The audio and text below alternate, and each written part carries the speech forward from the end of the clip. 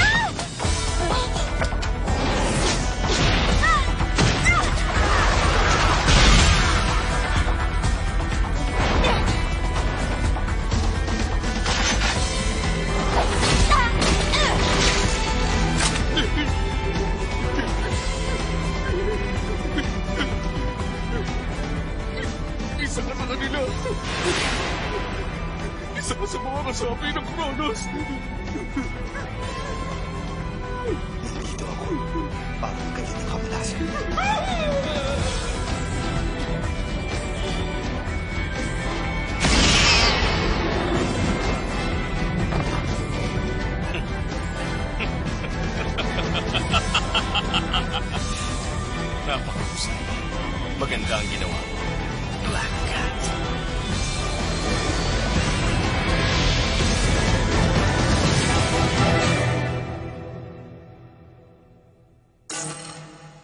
Kumpirmado na ngayon ang pagkamatay ng target. Natupad mo ang mission mo, number 30. Binabati kita dahil napakabilis mo nagawa ang trabaho. Ngayong wala na ang tao niya, maaasahang magbabalik na ang kapayapaan sa bayan.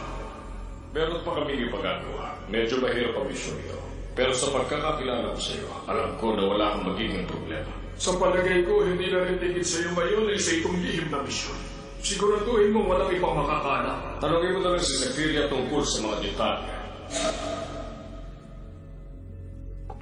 Train Hartnett. Ito na ang panibago mong misyon.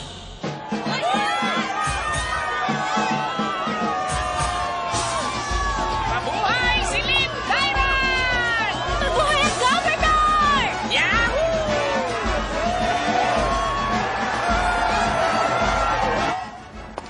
Ano? Ang basurang to ang bagong governor. Ang blackmail, drug trafficking, at pati na homicide. Sa kabila ng mga krimen na yun, nagagawa niyo pang magpanggap bilang tagapaghatid ng hustisya. Ang kapal talaga. Magsaya ka na ngayon dahil mamaya sa uluman ng bagsak mo. Nakakainis. Kailangan mahuli ko siya agad bago pa ako mamatay sa gutom. Spaghetti Napolitano, club sandwich, pancake set. Lahat na lang puro mahal. Ano ba itong mga taong ginto? Kayo, sir, anong order nyo?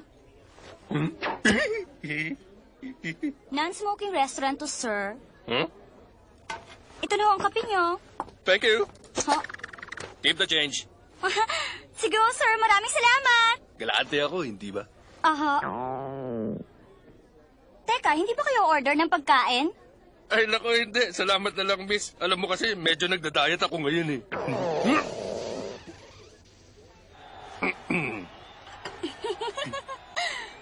Bago lang kayo dito, ah. Anong pake nyo? Ba't hindi mo hulaan? Nagsa-sightseeing ba kayo? Pero mukhang hindi eh. Alam ko na, nandito kayo para sa mga tirang pagkain sa induction ni Governor. Tirang pagkain? Marami nang gumagawa ng ganun ngayon. Medyo nakakainis na nga eh. Ganun ba? Mukhang wala man ng gentleman dito. Ano namang ibig niyong sabihin? Gentleman, isang lalaki magalang at may pride. Isang nice guy na tulad ko. Alam mo, hindi uso ang mga ganyan dito, sir. Kapag pinagpatuloy mo yan, sigurado ako mamamatay ka talaga sa gutom. Pampihira. Pati mga gangster ngayon nagiging governor na.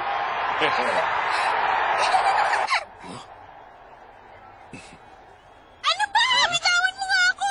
Nagsisimula na naman kayo! Inubos yung pasensya ko!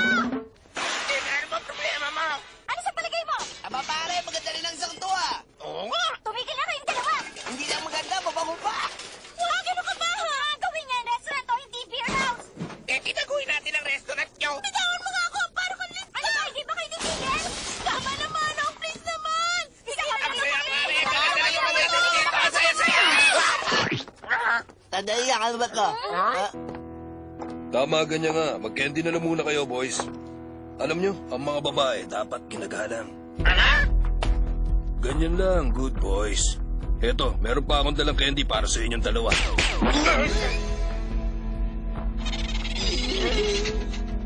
Nanomasin ang candy yan.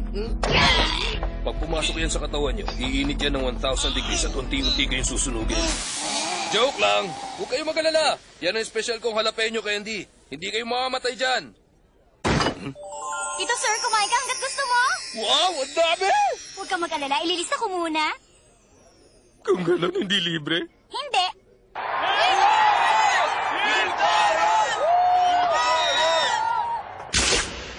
Kung gusto mo pang mabuhay, nasa iyo ang desisyon. Magaling ka. Mahusay ka magtrabaho. Matagal na kita pinapanood. At talaga namang napahanga mo ako. Biruin mo, isang putok mo lang tumagos na agad yung bala sa pinakadelikadong parte ng katawan. Dalawa lang ang kayang gumawa ng ganong kahusay. At tayong dalawa yon. Kahanga-hanga ka talaga, Train Hearted. Wala akong masabi sa galing mo.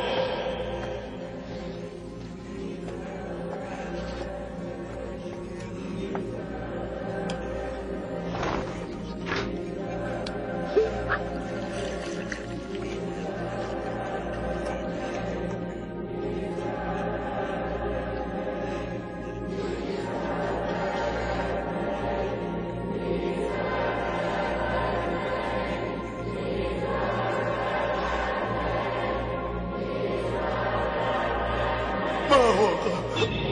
Huwag mo itong gawin sa amin. Parang awa mo na.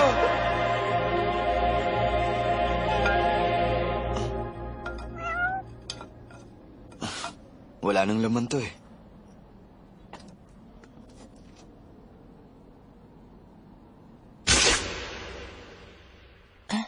Kung gusto mo pang mabuhay, nasa iyo ang desisyon.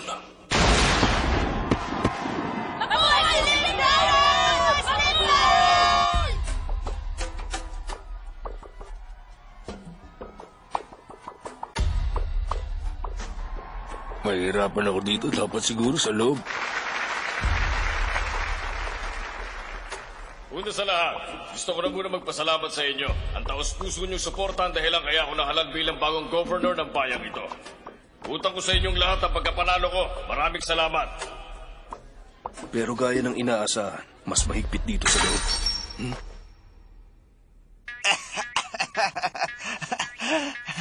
Pasensya na. Hindi ko sinasadya. Masasabi ko na isang napaka-espesyal na araw to para sa ating kasaysayan. Dahil sa aking pamumuno, muli na magbabalik ang kapayapaan sa bayang ito. Hindi ka pa nga naupo, nagyayabang ka na kagad.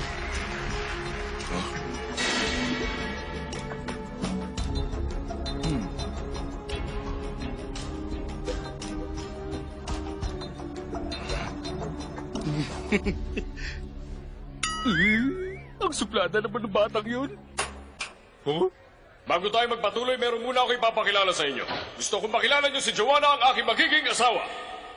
Ikinagagalak ko sabihin sa inyong lahat na ikakasal na kami sa isang buwan. At kagaya ng pagmamahal namin ni Joanna sa isa't isa, habang buhay di mananatili ang katatagan ng Braccio City. Ipinapangako ko sa inyong malaki ang magiging pagbabago ng syudad na ito bago pa man matapos ang termino ko. Mabuhay si Nick Bryan! Bakit siya pumatol sa matanda? Mabuhay!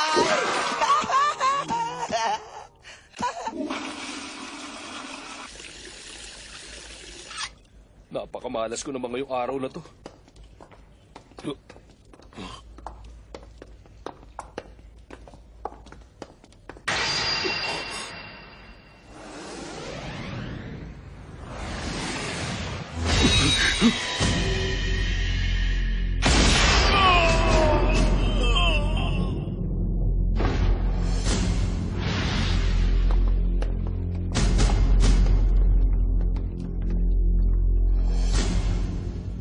Si Lim, may tatapos sa buhay niya.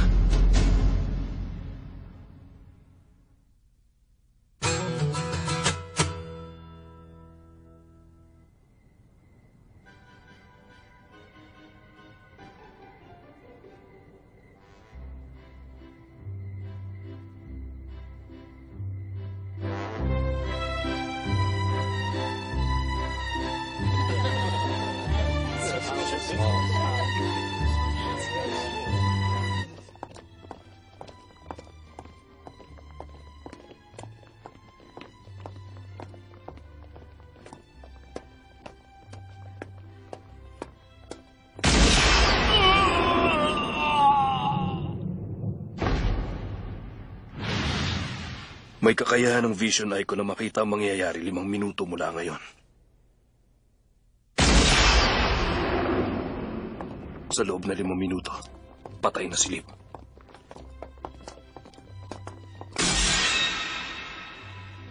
Kailangan ko siyang mahuli bago pa dumating yung taong papaslang sa kanya.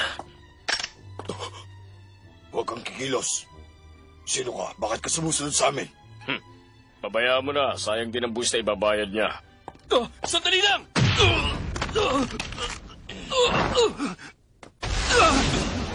Hindi. Mabilis ako maubusan ng lakas pag gumagana ng Vision Eye ko.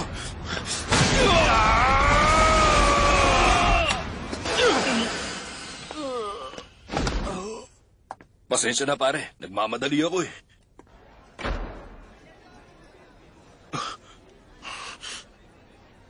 Masyado talaga mahigpit ang security nila. 2 minuto na lang.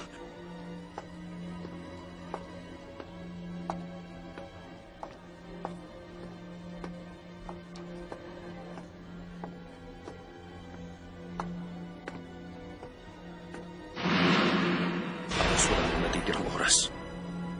Siguradong nandito na sa loob yung hitman. Nandito na itatapos kay Liv. Pero parang imposible. Paano niya magagawa yon sa higpit ng security sa lugar na to? At kahit pa magtagumpay siya, hindi siya makakalabas dito ng buhay. Hindi ko dapat alalahanin yung hitman. Si Liv ang dapat kong isipin. 1 minuto na lang ang natitira. Halos naubos na lakas ko dahil sa Vision Eye. Kaya paano ko lalabanan yung hitman pag nagpakita na siya? Pati yung sleeping gas na gamit ko na rin. Anong gagawin ko? Papalpak na naman ba ako? Hindi. Kailangan kong huminahon. Dahil pag pumalpak ako, hindi ko mababayaran yung hinulugan kong kotse. Hindi ako makakakain ng maayos at mawawalan ako ng pambili ng Yossi. Anong... At ngayon, bago tayo magtapos, narito ang huling mensahe mula sa bagong gobernador. Palakpakan natin si Gobernador Lip Tyrant!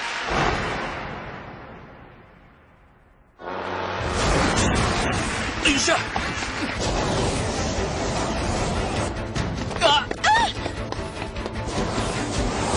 Hindi ito nakakatawa! Dapat ko siyang maabutan bago niya magawa yung plano niya! Buhay ko nakadepende dito! Ito na ang Gentleman Dash!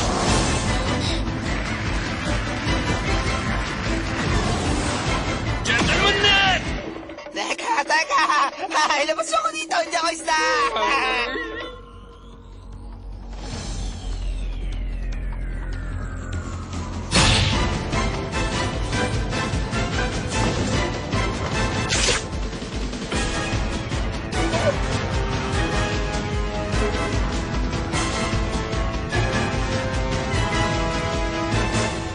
Nandito ako para maghatid ng kamalasan.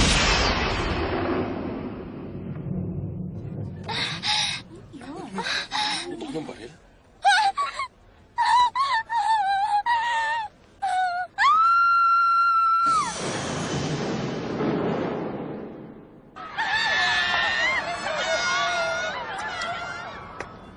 Sandali lang. Bakit mo ginawa yun sa kanya? Pumunta ako rito para hulihin siya, pero buhay, hindi patay.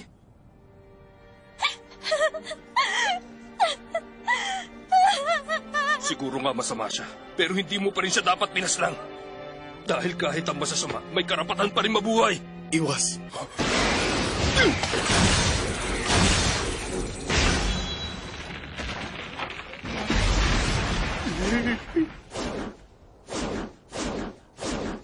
Hindi na kayo makakalis dito ng buhay. Magbabayad kayo sa ginawa niyo kay boss! Ha!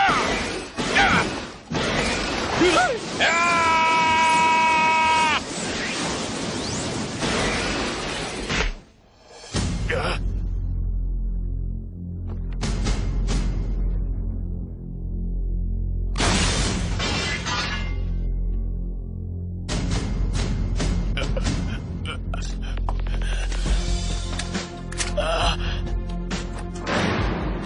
Kalimutan mo nang nakita mo ako. Naiintindihan mo? Uy, teka, sandali! Wala na siya. O ano? Tanggap mo na bang kapalaran mo? Kailangan lang talaga na maparusahan ka. Dahil ginalusan mo maganda niyang mukha.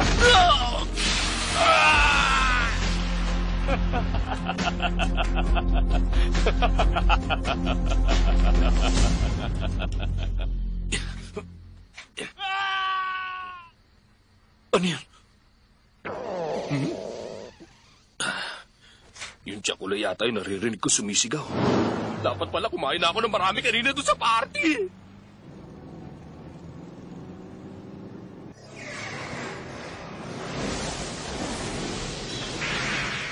Meron siyang Roman numeral insignia sa dibdib. Isa yung chrono number. Chrono number? Isa siyang eraser mula sa Kronos. Eraser? Oo, isa siyang bayarang hitman ng Kronos. Ibig niyo sabihin hitman ng Kronos ang batang yon? Ano ka mo, bata? Nakita mo siya? Yung number niya. Nakita mo? Anong number? Yung number na nakalagay sa dibdib niya. Ah, number 13. Umalis ka na! Teka, anong problema? Kunin mo na yung relo mo. Umuwi ka na. Teka, Manong, ano yung pera ko? Masyado ng luma yung relo mo. Hindi to tindahan ng mga segunda mano. Manong, sige na. Pumayag na kayong isang lako yan. Ang relong yan ang makakapagparao sa akin ng ilang araw. Black Cat. Black ano? Kilala ko ang taong yon. Siya si Chrono number 13. Tinatawag siyang Black Cat. Ilang taon din ako nagsilbi bilang informer, pero ni minsan wala pa ako nabalitaan na nabuhay sa mga tinatarget niya. Kaya hindi welcome sa sanlang ito ang sino mang may kinalaman sa halimaw na yon. Sigurado kayo hindi ko to pwedeng isanla? Sinabi na hindi ito second hand siya! Black Cat pala. Ba't ang tahimik yata? Simula nang mamatay si Liv Tyrant, nagsilayas na rin yung mga gang. Good news yun, pero masama sa negosyo. Paano, Mr. Gentleman? Ililista ko ba ulit? Oo. Ano bang trabaho mo? Isa akong sweeper.